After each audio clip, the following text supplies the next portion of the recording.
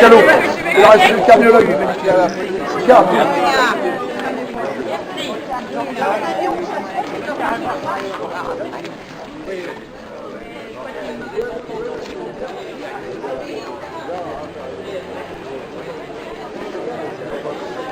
Ouais. N'ayez pas peur, approchez-vous.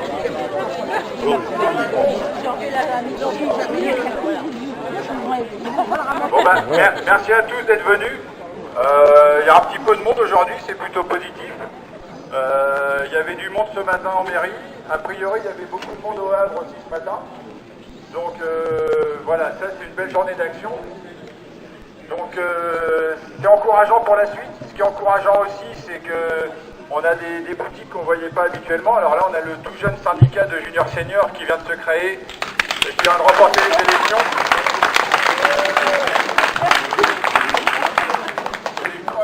Alors que leur patron, pourtant, c'est vraiment un patron voyou et c'est pas facile pour les filles de faire ce qu'elles font, donc je les félicite vraiment.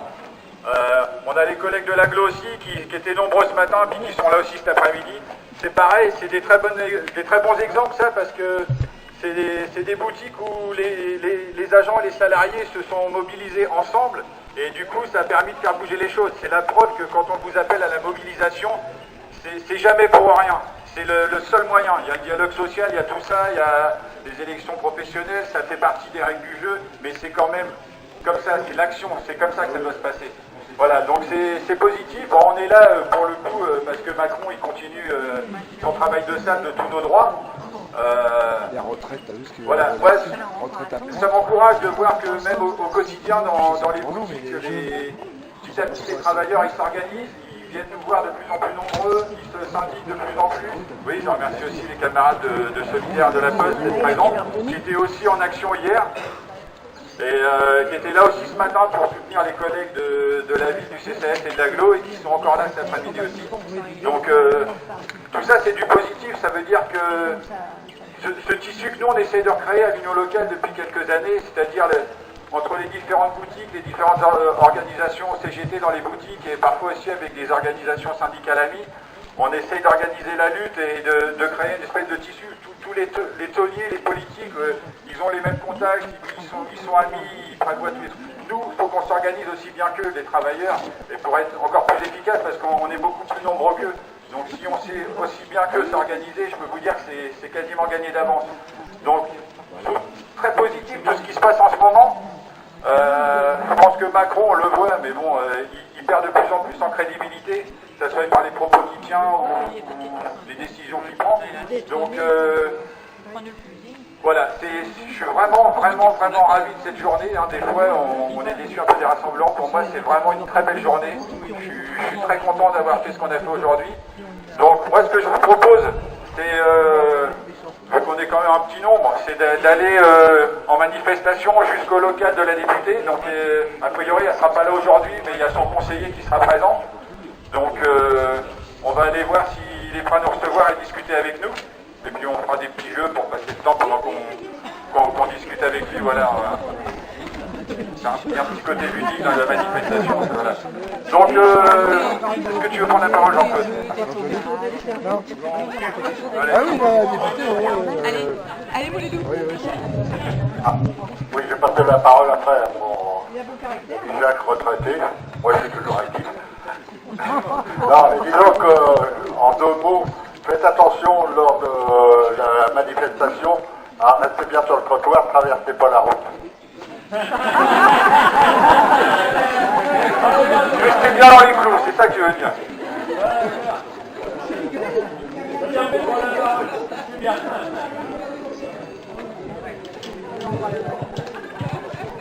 Je tiens tout d'abord à dénoncer le système que le méprisant Macron est en train d'essayer de nous imposer, un système anglo-saxon, un système totalement injuste, où les plus démunis sont ceux qui souffriront le plus.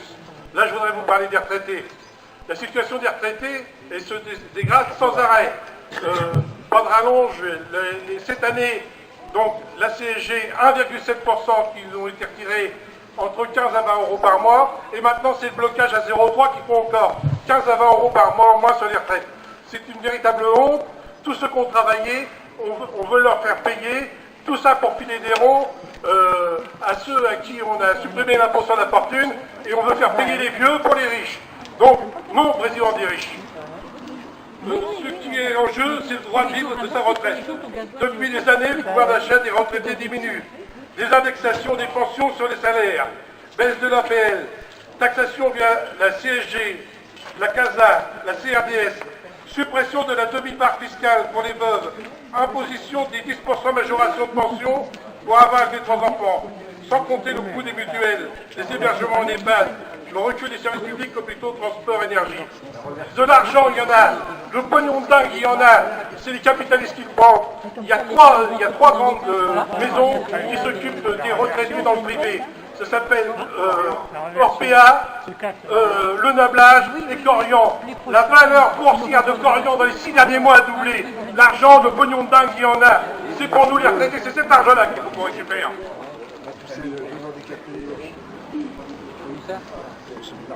Aux côtés des salariés, fonctionnaires, jeunes, chômeurs, dans l'unité, défendons nos droits, exigeons le maintien de tous les régimes de retraite avec leurs droits actuels. Non à la retraite en points. Revalorisation des retraites, indexation sur les salaires, rétablissement à quart de part pour les veuves et retour à l'exonération de la majoration familiale. Pour la défense et le développement des services publics, pour la défense de la sécurité sociale, pour de véritables moyens humains et financiers pour les EHPAD. Tout ceci est possible par un autre partage des richesses et la fin de leur accaparement par 0,5% de la population. Les 99,5% autres, c'est nous, on traque, ils ont le pognon, on a le nombre, faisons-leur voir.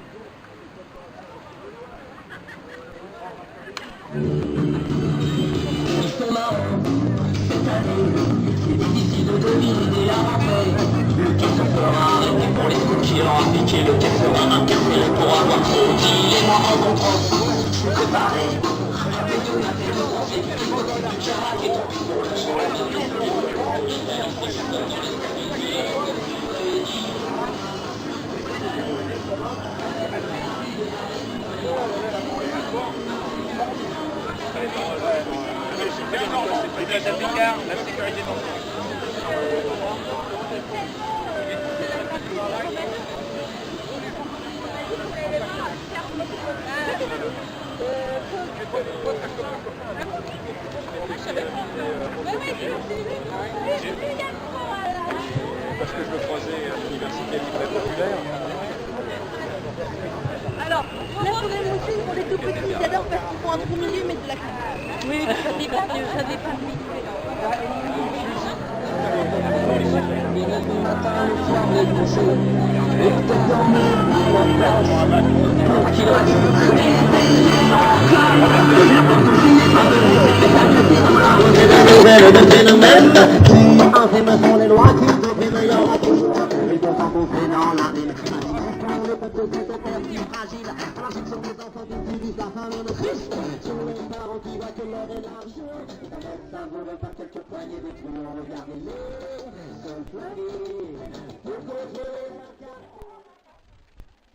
Un petit arrêt devant le musée pour que vous puissiez vous rendre compte à quoi ça ressemble un musée à 15 millions d'euros. Donc, vous voyez, c'est magnifique quand même. Ce qui est intéressant, c'est que le jour d'inauguration de ce fameux musée, avec 2 ou 3 ans de retard, il y avait tous les notables de Fécamp, tous les petits patrons locaux, voilà, tous les notables, qui étaient invités à venir boire le champagne gratuitement pour venir inaugurer ce beau musée. Et nous alors? Nous, ce jour-là, on était devant le musée avec les collègues TGT qui sortent de Fécamp, parce que les pompiers, etc., sont menacés de perdre leur emploi, ce qui prévoit de tout automatiser. Donc on faisait une pétition pour préserver le peu d'emplois qui restent sur le port de Fécamp. Et en fait, tous ces fameux notables ont préféré aller se rincer la gueule à nos frais en refusant de signer la pétition. Voilà, donc je trouve ça assez intéressant, sachant que je vous dis 15 millions d'euros pour un beau musée comme ça. Si vous veniez voir à l'intérieur les vestiaires des agents et la salle de repos, les vestiaires sont minuscules, dépourvus de fenêtres. La salle de repos où les agents mangent le midi, c'est pareil, il n'y a aucune fenêtre. Donc voilà, encore une fois, on a fait tout pour le tape à l'œil, mais pour les agents, les travailleurs, quoi, une fois de plus, sont les laissés pour compte dans l'histoire. Donc je trouve ça dommage de devoir dépenser tant d'argent pour ça. Voilà. Et s'ils veulent prendre une douche, ils sortent la poêle de la douche.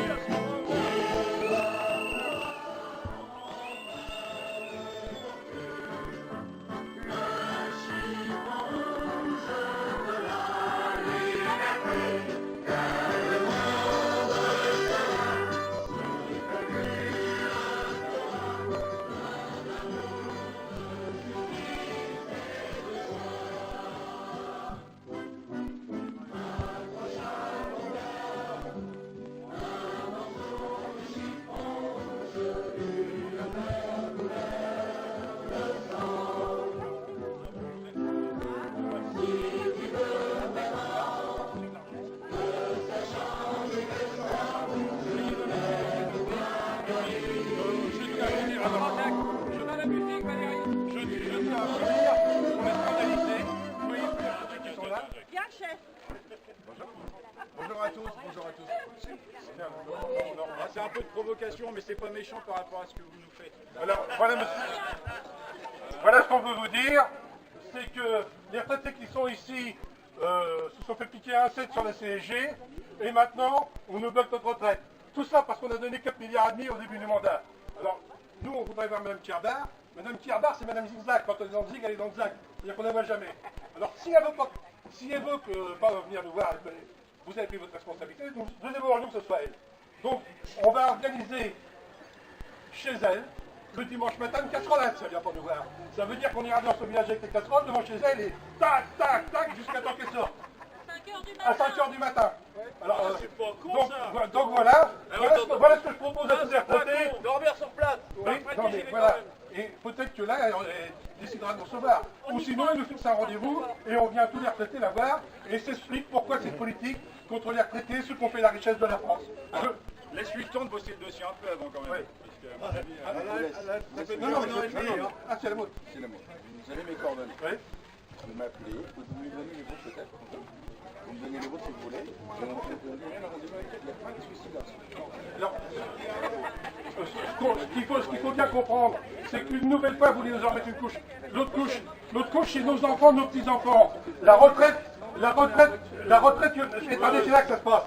La retraite que vous voulez leur faire, une retraite par points, ceux qui ont des CDD qui durent une semaine, qui durent 20 heures, quel point auront-ils? Quelle retraite auront-ils? Vous voulez faire la France de la misère, la France des pauvres. Pendant ce temps-là, vous continuez à donner de l'argent, vous avez augmenté ce qui remplace le CICE pour que les patrons aient plus d'argent. On est scandalisés. Il faut que cette politique cesse. Tenez en compte ceux qui travaillent, ceux qui produisent les richesses et ceux qui les ont produites. Voilà. Le roi Macron, Louis XIV, merci pour lui. Vous pouvez venir avec moi? Non, non, non. Et vous avez même pas un Juste vote en à essai. l'UBS. Juste en essai, vous allez tester ce qu'a dit votre président. On va traverser la route. Pour voir. Là, apparemment, il n'y a pas de boulot, là. Parce que je suis le représentant d'une association de chômeurs, pour lesquels vous nous avez envoyé bouler en début d'année, parce qu'on demandait simplement si la députée venait à notre Assemblée Générale. De toute façon, elle n'est jamais venue nulle part, donc je ne vois pas pourquoi elle aurait fait une exception. Donc, on représente les privés d'emploi. Les privés d'emploi que vous allez taxer encore une fois, parce que ce sont des nantis à vos yeux. Mais par contre, ceux qui touchent le capital, les actionnaires, on les dégrève de l'ISF et on préfère taper sur les étudiants, par exemple, 5 euros d'APL, 5 euros d'APL, on préfère taper sur les chômeurs, c'est-à-dire les indemnisations, sur les retraités, dont je suis... Merci quand même de nous écouter. Non, non, mais j'espère que vous allez retransmettre parce que elle est aux abonnés absents, et encore en plus, c'est confirmé avec mes amis postiers. Comme d'hab, et en plus, je pense que ton collègue a été très gentil en disant la retraite. C'est une très bonne banque, HSBC, c'est trafic d'opium. Mais bientôt, on va nous prendre une retraite C'est la et belle on époque. n'aura pas du tout, parce qu'on va nous faire travailler jusqu'à 70 ans, et à 70 ans, bah hop, on sera plus là. Voilà. Donc, où on va, monsieur? 5 euros pour un étudiant, c'est énorme, croyez-moi. Moi, j'ai un petit SMIC, et encore, et je peux vous dire que mon fils, là, il est en pleine étude, et je peux vous dire que ça me coûte un bras. Donc, 5 euros, ça représente énormément, ça lui représente La CSG, c'est comme la sélection à 14 degrés.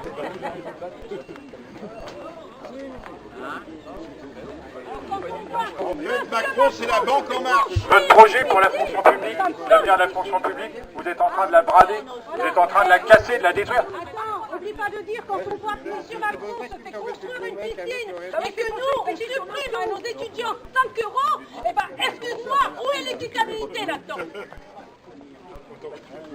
Monsieur, s'il vous plaît, vous n'êtes pas allé plus loin parce qu'il n'y avait pas de boulot de notre côté.